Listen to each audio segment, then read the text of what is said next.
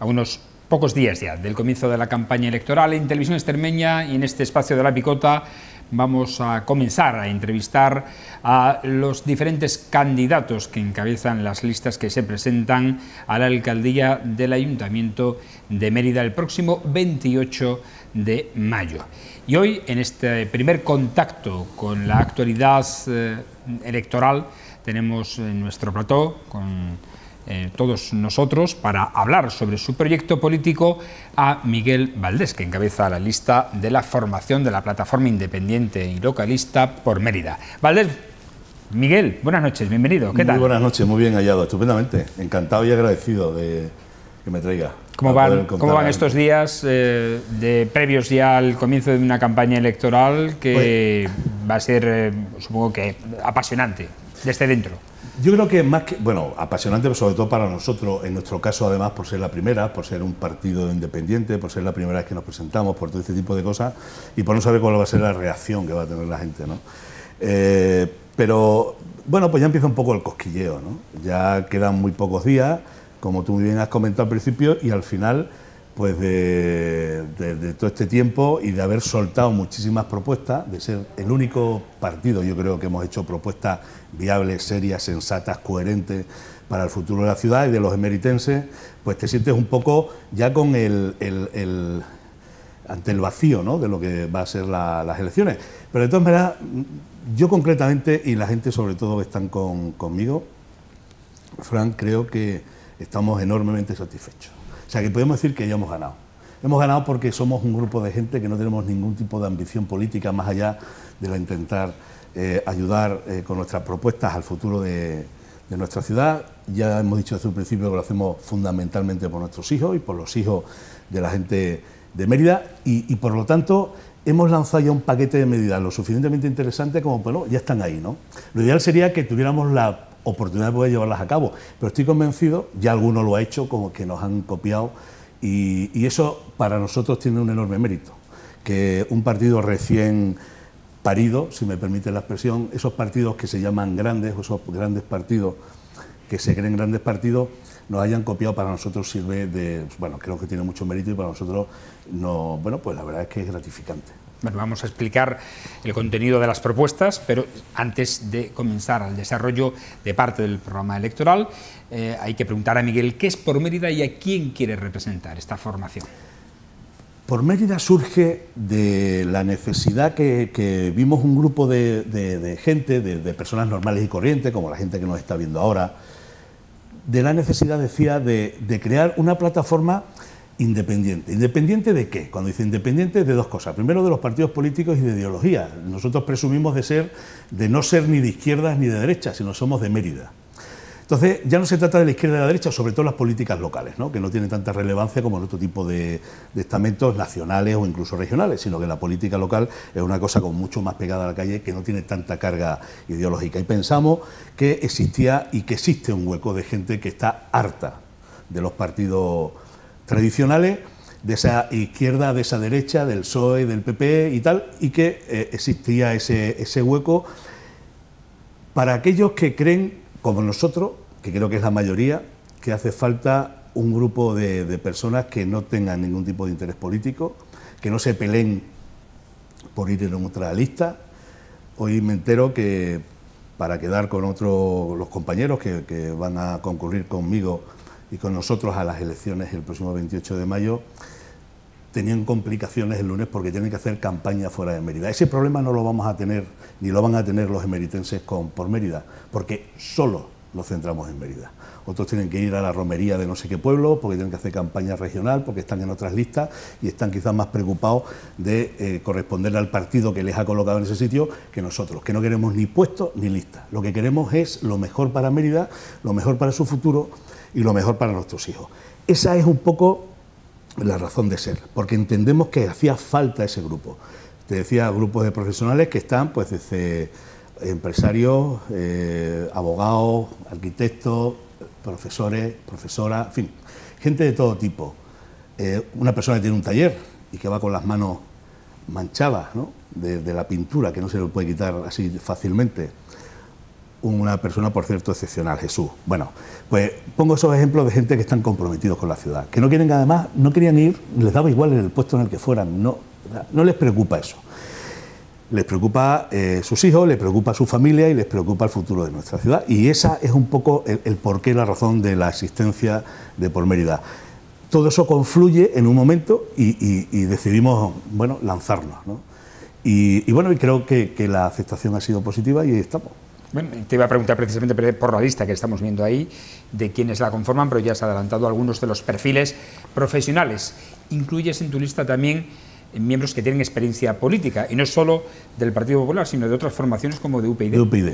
A ver, yo creo que la clave de una lista, de un equipo de gente, bueno, primero es tener la pasión por tu ciudad, las ganas de hacer cosas y las ganas de involucrarte en la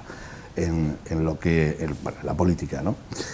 Pero además tiene que conjugar varias cosas, y yo creo que nosotros lo hemos conseguido, ¿no? Y es que, a diferencia de otros grupos o de otros partidos políticos, tenemos gente con experiencia en lo privado y en lo público. Tenemos gente como, bueno, pues que han estado ya incluso con responsabilidades de gobierno y también en la oposición, en otros partidos políticos, y después tenemos gente que, bueno, pues que ha hecho las dos cosas. En mi caso, ¿no? Yo he estado mucho tiempo en política, pero desde hace unos años me dedico profesionalmente en la empresa privada, ¿no? Entonces, esa experiencia en lo privado y esa experiencia en lo público, no creo que haya muchos partidos que ahora puedan responderle delante de los emeritenses así, de tal manera que hay partidos en los que todos o casi todos los que lo conforman, o por lo menos los que han estado gobernando, o los primeros, no han visto una nómina privada en su vida, no, en su vida han creado un puesto de trabajo, en su vida han ido a una entrevista de trabajo de una empresa privada, sino que casi todos están trabajando, o bien, no solo ellos, sino toda su familia, alrededor de lo público. Por otra parte, tenemos otro partido que no conocen ni dónde está la sede que les ha puesto en la lista, ¿no? Y que no tienen experiencia ninguna en lo público. Y estamos hablando de la capital de Extremadura, no estamos hablando, con todo el respeto, de cualquier pueblecito de cualquier sitio. Estamos hablando de una ciudad que se enfrenta a unos retos de aquí a muy poco tiempo tremendamente importantes, que van a marcar la diferencia de ser una ciudad abierta, libre, boyante, expectante y que sea locomotora económica de nuestra región, a ser una ciudad reducida a, como yo decía, con todos los respetos, y yo me dedico a eso, a camareros y funcionarios. Y no solo podemos ser una ciudad de servicio, tenemos que recuperar lo que la Mérida ha sido, lo que se hablaba de la Mérida industrial. Tenemos una posición estratégica, Fran, absolutamente fundamental. Por eso es importante que los equipos que estén al frente de nuestro ayuntamiento sean gente con experiencia en lo público y en lo privado. Todo partido, indudablemente, y toda formación que se presenta en unas elecciones aspira a gobernar, evidentemente, pero según los sondeos de los que hay referencia, aunque no de forma oficial, los ha realizado solamente el Partido Socialista, parece ser que la victoria podría recaer de nuevo en Antonio Rodríguez Osuna. De ser así, la formación Por Mérida aspiraría a liderar la oposición. Sin lugar a duda. Como objetivo, digo. Sin lugar a duda. Sin lugar a duda.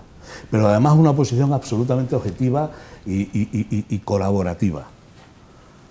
No sé, hablar de esto, alguna vez lo hemos comentado nosotros, Fran, a mí me produce, bueno, pues me produce rubor, me produce como un poco de vergüenza, ¿no? Porque parece como que ya estamos dando por hecho, vamos a sacar unos resultados, igual después hacemos el ridículo y no tenemos... Yo creo que no, yo creo que efectivamente podemos ser un partido determinante, eso sería lo ideal. ¿Para qué? Precisamente para actuar de balanza entre esos dos grandes partidos que al final siempre tienen un débito a quien les ha colocado, y por lo tanto hay cosas de las que no pueden hablar. Y yo de eso entiendo porque he estado en uno de ellos mucho tiempo. Y además, lo digo abiertamente, casi todo el mundo lo sabe. Por lo tanto, si es como tú comentas, siempre con ánimo colaborativo. Por eso yo decía que estas propuestas, estas y todas las que están en nuestra web, que la gente puede ver perfectamente, ya están ahí. Nosotros no nos hemos guardado para el último momento una batería de cosas extrañas. No, no. O sea, nuestras propuestas, como yo digo, tienen nombres y apellidos. Son coherentes, son responsables. Y son responsables porque se pueden hacer. Y porque van a hacer que mejore la vida de los ciudadanos de Mérida, que para eso estamos. O sea, nuestro único objetivo es hacer un poquito más feliz a la gente de Mérida. No tenemos otro objetivo más, porque no queremos nada más para nosotros. Queremos devolverle a Mérida lo que Mérida nos ha dado. Y ese es el objetivo de nuestra formación política y es lo que queremos. Vuestro eslogan, o uno de vuestros eslogans con el que precisamente has abierto esta entrevista, Miguel, es que no sois de izquierda ni de derecha, sois de Mérida. En caso de ser una formación, un partido determinante en el resultado electoral que arrojen las elecciones del próximo 28 de mayo, ¿entraríais en negociaciones para conformar gobierno tanto a un lado como a otro del espectro ideológico? Bueno, es lo que te decía antes, esto me da un poco de rubor, pero en principio no.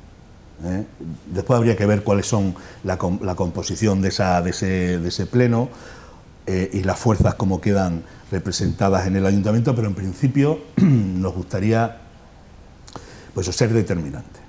Pleno a pleno, decreto a decreto. Una cosa que venga bien para Mérida, bajo nuestra opinión, que venga de Izquierda Unida o de Podemos, diríamos que sí. Algo que viniera de Vox, que fuera positivo para nuestra ciudad, diríamos que sí. Y cualquier cosa que dijeran tanto el PSOE como el PP que fueran positivas para Mérida, lo apoyaríamos. Aquello que entendiéramos que no es positivo para Mérida, le diríamos que no, viniera de Vox, de Podemos, del PP o del PSOE. Yo creo que la responsabilidad que tengamos a partir del 28 de mayo reside precisamente en lo que yo estaba diciendo. Se trata de Mérida. Yo lo ponía el otro día en una red social.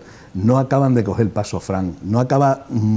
Hay partidos políticos que no acaban de entender que esto va de Mérida. Y Mérida va mucho más allá de los partidos políticos, va mucho más allá de las personas, va mucho más allá de todo lo que se esconde detrás de la bambalina política, ¿no? De las sedes, de lo que se cuece dentro de las sedes. Mérida es mucho más importante que todo eso. ¿Sabes por qué?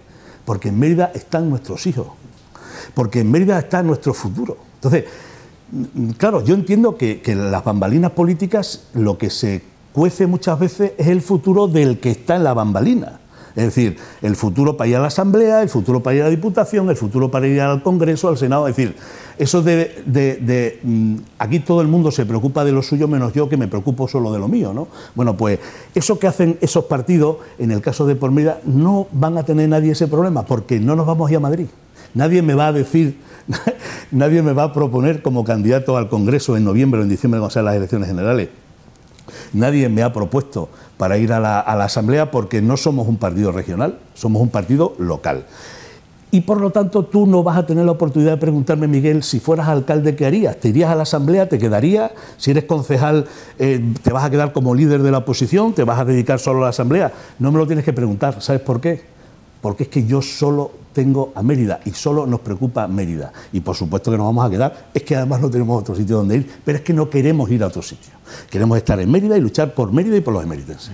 Vamos a repasar ya, porque tenemos poco tiempo, algunas de las propuestas, de la batería de propuestas que se ha venido presentando por Mérida a lo largo de las últimas semanas. Y una de las estrellas es precisamente la eliminación de la zona azul en la ciudad.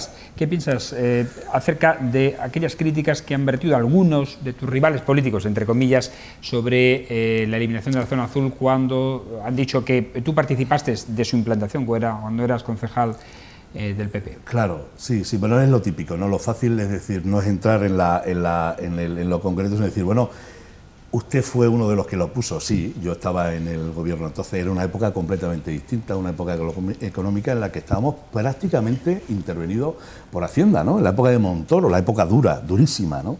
Después de una etapa de gobierno socialista de 4 años que dejó y de Zapatero, que dejó, y aquí Ángel Calle, que dejó a Mérida sumida en una profundísima depresión económica. Y entonces no nos quedó más remedio que en un servicio como es el de autobuses urbanos, que tenía un déficit de 2 millones de euros anuales, el acompañarlo con el tema de la zona azul para intentar reducir y enjugar parte de ese déficit. Es decir, que el coste del servicio de autobuses fuera bastante menor. Y se consiguió. Pero ahora tenemos un alcalde que presume que le sobran casi 40 millones de euros y es justo el que los ciudadanos de Mérida y ciudadanas no tengan que estar pagando por aparcar en la calle, ¿no? Y sobre todo porque tenemos uno de los impuestos de rodaje más altos de España. Por lo tanto, es tremendamente injusto el que se siga manteniendo eso, como digo, como principio económico para intentar enjugar el déficit que tiene la empresa municipal de transporte. Como también queremos el abrir la calle Félix Valverde Lillo al tráfico. Eso iba a preguntar, otras medidas que afectan a la movilidad, tanto interna de la ciudad como externa. Cuando me refiero a externa, es al tren. Mira, lo del tema de la calle Félix Valverdelillo, yo creo que es de libro, o sea, es una calle más vertebradora, es una calle ya no solo... Entonces, nosotros no estamos en contra de que se hagan ese tipo de obras, sino lo que estamos en contra es que se restrinja al tráfico. Entonces, cuando se pone como excusa que la Agenda 2030 o no sé qué, y que el Estado, o sea, perdón, Europa nos tiene, tenemos que tener menos emisiones y tal, me suena un poco, y perdónenme la expresión, me suena un poco como a cachondeo, porque claro, eso es como si se lo dicen a la gente, digo como antes, con todo el respeto, de trujillanos, ¿no? O de no sé si Trujillanos tiene ese problema, ¿no? Dice, no, porque es una ciudad menor de 50.000 habitantes. Ya, pero es que Mérida tiene 50.000 habitantes, pero tiene cero industria. Hombre, si hubieran tenido la azucarera, a lo mejor con eso, pues ya tienes la cosa de decir, oye, como tenemos la azucarera, tenemos que restringir el tráfico en la calle Félix Valverdelillo. Pero tenemos exactamente el mismo problema de... no sé, pues de gases y de todo ese tipo de cosas contaminantes que Villagonzalo. O sea, exactamente el mismo problema que Villagonzalo. Con lo cual, porque compartimos el mismo aire prácticamente. Con lo cual, claro, si tú vas ahora a Villagonzalo y le dices allí a la gente del pueblo que le vas a cortar las calles porque es que tienen un problema de emisión de CO2 y de no sé qué cosa, pues igual hasta te tiran al pozo, ¿no? O te tiran allí al abrevadero, como le decían, al pilón. Bueno, pues aquí es una cosa poco más o menos. Lo que pasa es que aquí no tenemos pilón. El pilón, en este caso, somos nosotros de decirle al alcalde, no, hombre. Pero es que no solo por eso, sino es que encima quieren hacer lo mismo con la calle que ya lo han anunciado, si siguen gobernando, la calle La Rambla. Entonces, pero bueno, es que entonces van a cortar al tráfico al centro de la ciudad y los comercios y los autónomos que viven de ese momento que llegas con el coche. Mérida es una ciudad, pero es un pueblo grande, tenemos que reconocerlo, ¿no? Un pueblo grande, una ciudad pequeña que vive como vive y tiene su forma de ser, ¿no? Entonces eso es fundamental. Por otra parte, también queremos unir, en el tema hablando del tema del tráfico, queremos unir la avenida Lusitania con la avenida Juan Pablo II, o sea, unir dos partes de la ciudad que están cortadas por la vía del tren. Es fundamental para descongestionar parte de la avenida Lusitania.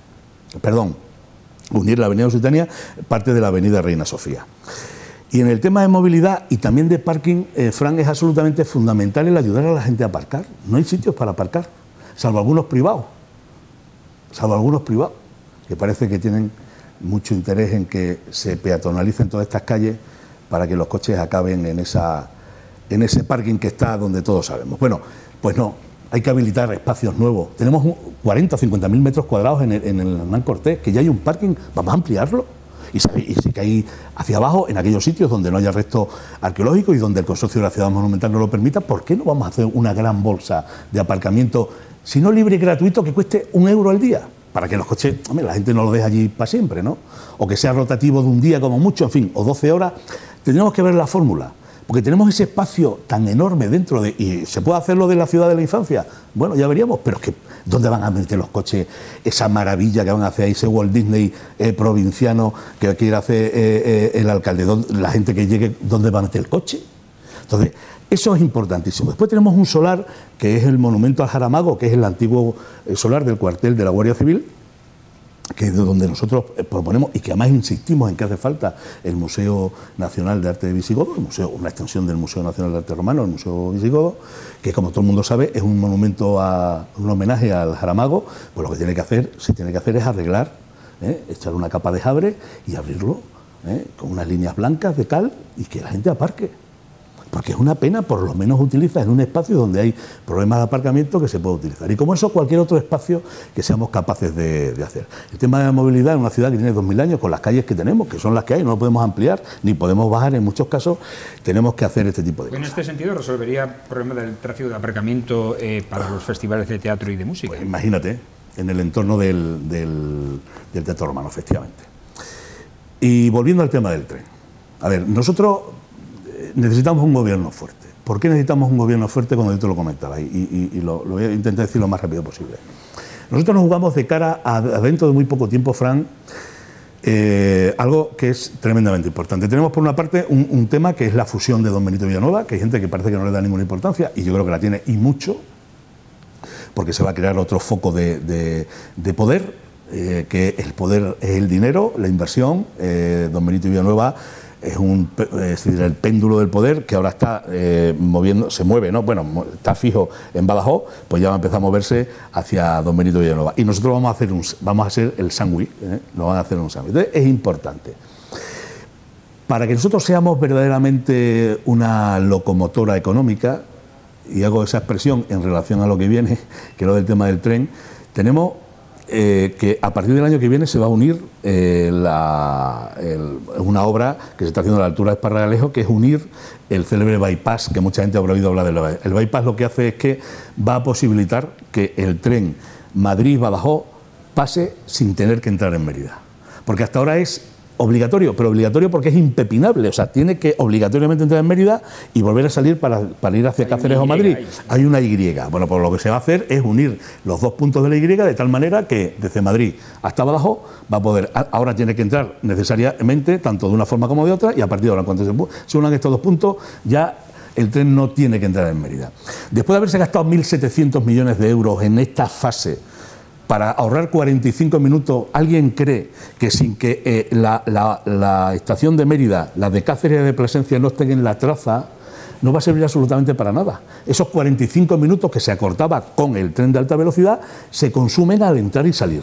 Por lo tanto, es tremendamente complicado que la ciudad de Mérida disponga de trenes de alta velocidad porque van a pasar de largo. Y tenemos que sentarnos para hablar dónde colocamos la estación. El apeadero, que tiene que estar como ya dijimos en su día, tiene que estar en Esparragalejo. ¿Qué pasa? ¿Que está muy lejos de Mérida? No pasa nada.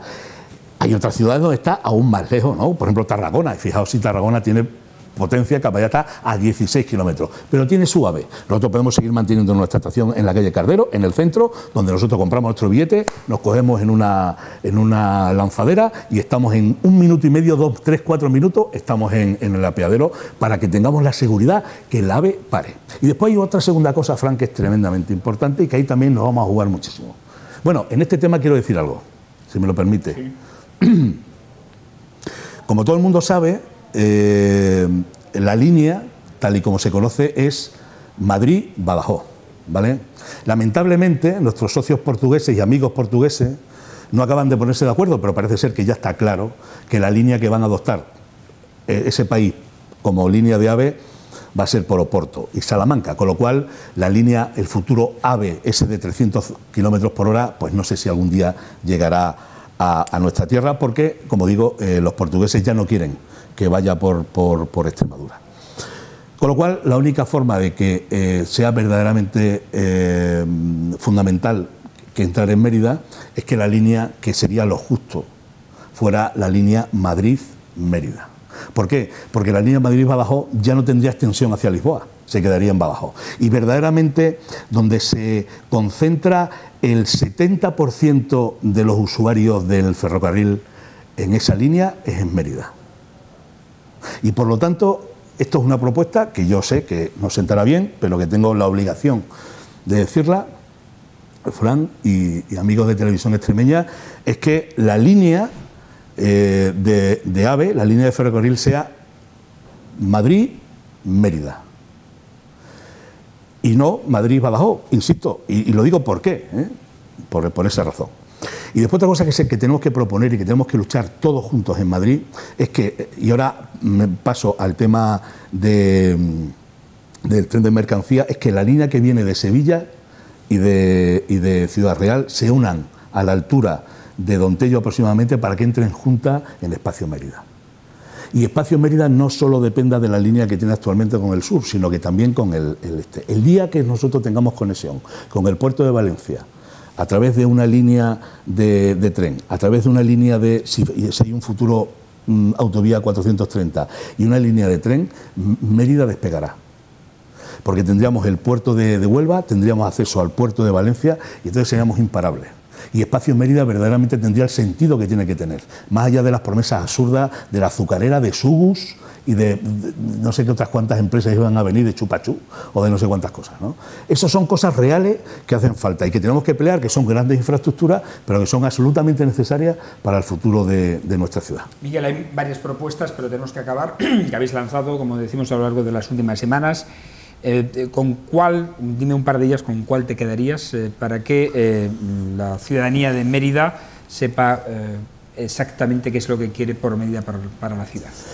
Por Mérida, bueno, lo primero es absolutamente fundamental, es el tema de las barriadas. Hay una brecha social, cultural y económica con las barriadas y después, por supuesto, de ornato y de mantenimiento que hay que estrechar. Las barriadas de Mérida, Fran, las barriadas de Mérida son tan capital como es la Plaza de España y no se les trata igual, en todos los sentidos. Entonces, eso es absolutamente fundamental. No puede haber una Mérida de primera y una Mérida de segunda, o una Mérida a dos velocidades. Eso es absolutamente fundamental.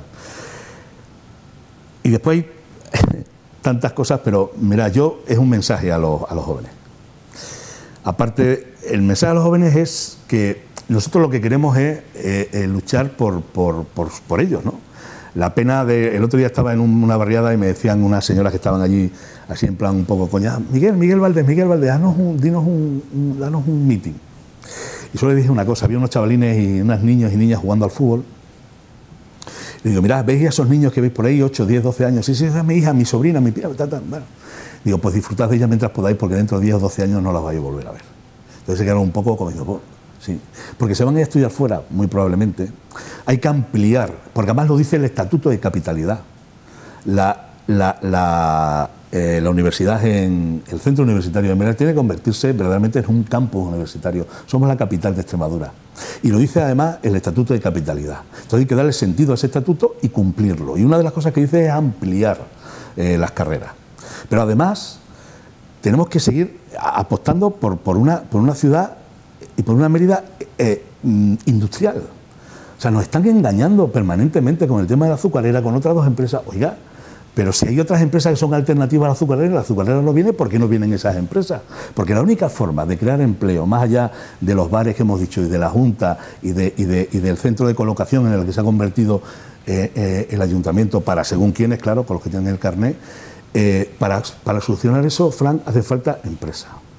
Tenemos que poner a disposición de la gente suelo más barato. La ampliación del Prado es imposible, el metro cuadrado está a unos precios que nadie va a ir allí. Tenemos que ampliar espacio Mérida para que otras empresas, como digo, puedan venir. Tenemos que hacer ese esfuerzo para desarrollar un espacio donde el inversor se sienta cómodo y no que tenga que esperar 6 meses, 8 meses, un año para una licencia. Es decir, tenemos que hacer todo ese tipo de cosas para hacer una ciudad más cómoda para que los inversores vengan. Y tenemos una llave. Esa llave se llama Festival de Teatro Clásico. La gente dirá, ¿pero qué está diciendo este? Sí. El Festival de Teatro Clásico es nuestra mayor y mejor tarjeta de visita. Mérida es muy conocida, pero es más conocida, o lo que más nos da a conocer es el Festival de Teatro Clásico y el Stone Music. Y uno dirá, joder, pues sí. Bueno, pues sí. Si no, tienes que pensar una cosa. ¿Quién es capaz de hacerse 300 kilómetros, 400 kilómetros para venir a un sitio a 40 grados, con 40 grados, para ver una representación de teatro? Eso solo lo consigue Mérida. Y esa llave nos tiene que servir para llegar a aquellos sitios donde está el dinero, donde está la inversión, donde están los grandes inversores. Y esa es la forma, y esa es la fórmula. Tampoco hace falta hacer... Y después, otra cosa que es importantísima, es acercarnos a nuestros hermanos mexicanos. Tenemos la posibilidad, a través de las Méridas del mundo y a través de los acuerdos que tenemos con la Mérida de México, ojalá la de Venezuela, cambiara, pero sobre todo como de gente con un nivel increíble, gente que están con empresas en Estados Unidos. Fijaos la forma que sería tan fantástica de poder acceder con empresarios emeritenses y extremeños a ese mercado que está ahí tan inmenso. Y al contrario, hay empresarios mexicanos que están en Estados Unidos y que les gustaría entrar en Europa. ¿Y cuál es la mejor forma de entrar en Europa si no es a través de sus hermanos emeritenses, de la Mérida española?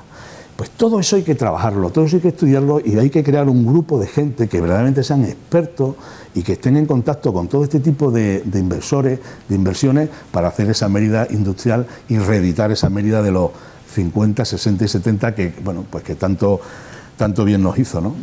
Bueno, te he dicho un par de medidas y has soltado unas cuantas. Es que tengo tantas que no sé, no quiero... En cualquier caso, te agradecemos tu asistencia, como siempre, a La Picota, sabes que es bienvenido. Y como a todos los grupos, te deseamos suerte para que Muchísimas en gracias. estos comicios del 28M, por medida... Muchísimas gracias. Yo lo que te pediría es que me traigas otro día también, porque es que me quedan muchas cosas todavía por decir.